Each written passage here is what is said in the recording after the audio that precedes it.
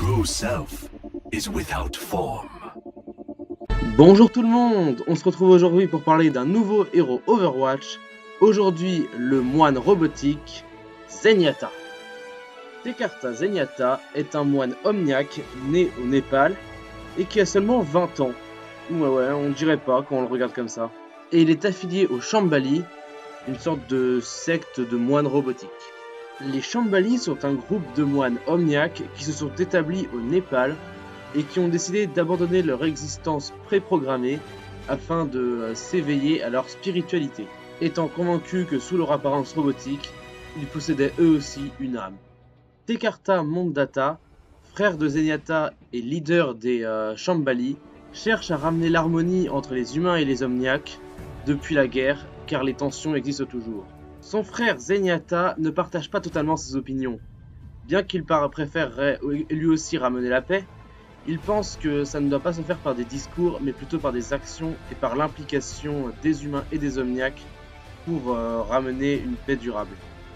Il partit donc voyager à travers le monde pour enseigner son savoir à travers différents disciples, afin de ramener la paix selon sa conception.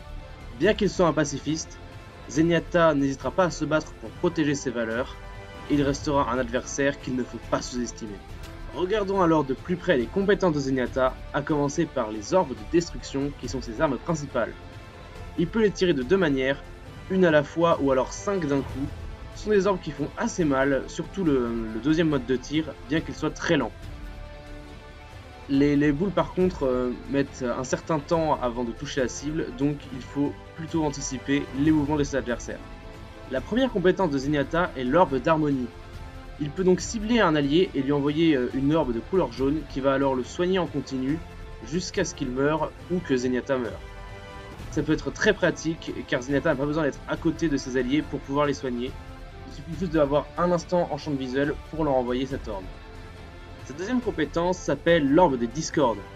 Cette fois-ci, Zenyatta ciblera un de ses ennemis pour leur envoyer une orbe de couleur violette qui va alors diminuer leur défense, c'est-à-dire qu'ils prendront beaucoup plus cher lorsque Zenyatta ou ses alliés lui tireront dessus.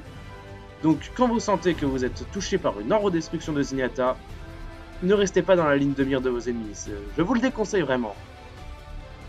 Et on passe à son ulti, la transcendance. Zenyatta devient alors invulnérable pendant quelques secondes, et il prend une posture plutôt classe, et pourra alors soigner énormément ses alliés dans une large zone, ce qui peut vraiment contrer des ultis adverses. C'est vraiment à utiliser à des moments clés de la partie, genre contre l'ulti de Zarya ou l'ulti de Genji, ou tous les ultis dévastateurs, pour redonner de la vie à vos alliés. Ça peut retourner une partie, donc c'est à utiliser très intelligemment. Pass into the iris.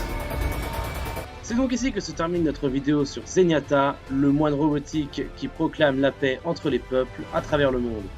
J'espère qu'il vous a plu, et j'espère que vous attendrez avec impatience le prochain héros. Moi je vous dis à la prochaine, à plus.